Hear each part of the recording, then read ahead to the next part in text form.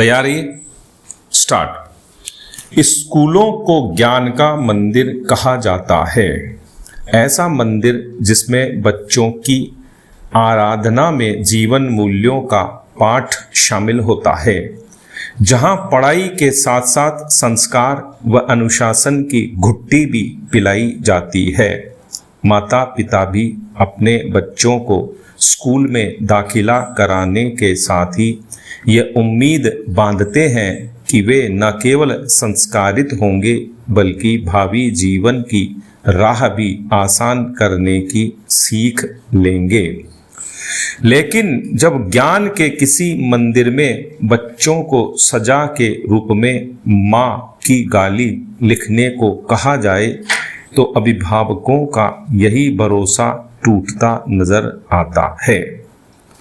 न केवल यह भरोसे के टूटने का सवाल है बल्कि हमारी शिक्षण संस्थाओं में शिक्षकों की चयन प्रक्रिया पर भी सवाल है, जिसमें ऐसे शिक्षक तैनात कर दिए जाते हैं जो खुद ही संस्कारवान नहीं है।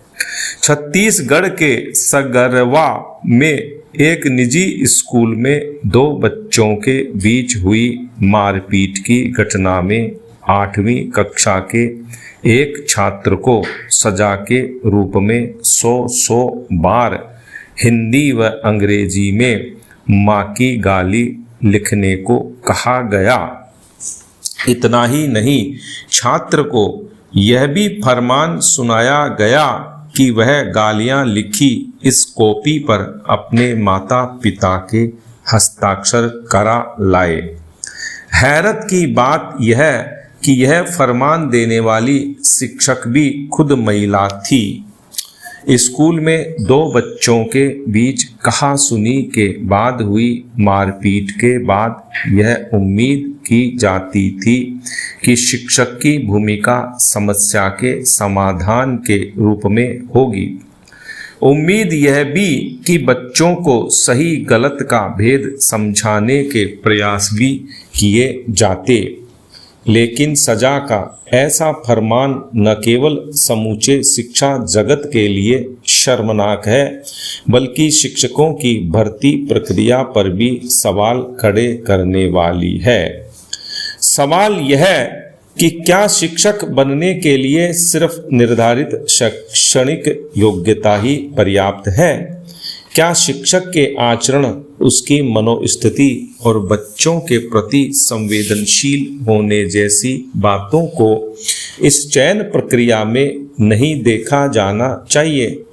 छत्तीसगढ़ की यह घटना तो बानगी है।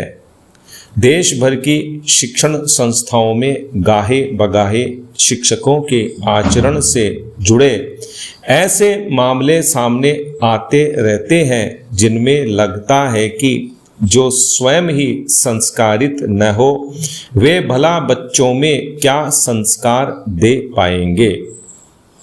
वस्तुतः शिक्षकों का चयन एक संवेदनशील प्रक्रिया है। इसमें शैक्षणिक योग्यता के साथ साथ चयनित शिक्षकों का मनोवैज्ञानिक परीक्षण भी जरूरी है।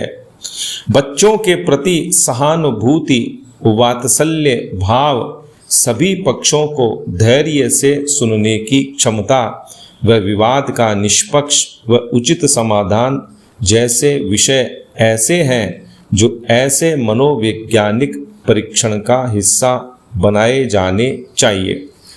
ऐसी चयन प्रक्रिया जिसमें शिक्षक खुद ही विवेकशील नहीं हो बल्कि बच्चों को भी विवेकवान बनाने में सक्षम हो, क्योंकि बचपन में शिक्षकों की कही अप्रिय बातें बच्चों के मन में बैठ जाती हैं जो जीवन भर याद रहती हैं। बच्चों के प्रति संवेदनशील व चरित्रवान शिक्षक नियुक्त होंगे तो ऐसी घटनाएं स्वतः ही थम जाएंगी। अति विशिष्ट जन VIP मूवमेंट के दौरान यातायात रोके जाने से आम नागरिकों की परेशानी का मुद्दा लंबे समय से सुर्खियों में है। इस मामले में जिम्मेदारों की चुप्पी का ही नतीजा है कि मुख्य मार्गों पर वीआईपी मूवमेंट के दौरान तैनात पुलिस के मुलाजिम मनमानी करने से बाज नहीं आ रहे। राजस्थान की राजधानी जयपुर में तो पुलिस ने एक कदम आगे का कारनामा कर डाला। जवाहरलाल नेहरू मार्ग पर तेज बरसात से बचने के लिए बस शेल्टर की शरण में खड़े लोगों को वीआईपी की सुरक्षा के नाम पर पुलिस वालों ने धक्के मारकर बाहर निकाल दिया। वीआईपी सुरक्षा के लिए सड़क खाली चाहिए, ये तो तमाम परेशानियों के बावजूद नागरिकों ने समझ लिया, लेकिन सड़क किनारे बना बस शेल्टर भला क्यों खाली चाहिए, वह भी ऐसे वक्त में जब मूसलाधार बरसात के बीच लोगों ने पानी से बचाव के लिए वहां आश्रय ले रखा हो। क्या बस शेल्टर में खड़े होना कोई अपराध था? क्या उनकी वजह से वीआईपी को कोई खतरा था?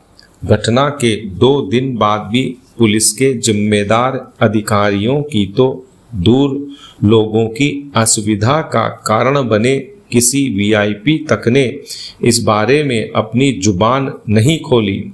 पुलिस के आला अफसरों से इस करतूत के बारे में सवाल करने के लिए फोन किए गए तो फोन को ही सांप सूंघ गया, कॉल रिसीव ही नहीं किए गए। ये तो साफ साफ गैर जिम्मेदाराना रवैया है। ऐसी घटनाओं पर भी संबंधित कार्मिकों के खिलाफ कोई कार्रवाई तो दूर, उन्हें गलत भी नहीं बनाया जाएगा तो आगे वे इससे भी पुख्ता सुरक्षा व्यवस्था सुनिश्चित करने के नाम पर आम जन को और ज़्यादा प्रताड़ित करने से क्यों नहीं चूकेंगे। बड़ा सवाल है कि क्या नागरिक भेड़ बकरियां हैं जिन्हें धकिया दें? क्या इनका कोई नागरिक अधिकार नहीं है? क्या सारे अधिकार और सुविधाएं केवल वीआईपी लोगों के लिए ही हैं? सरकार और जिम्मेदार लोगों को गंभीरता से विचार करना होगा, क्योंकि ऐसी घटनाओं से जनाक्रोश बढ़ता ही है। विराम।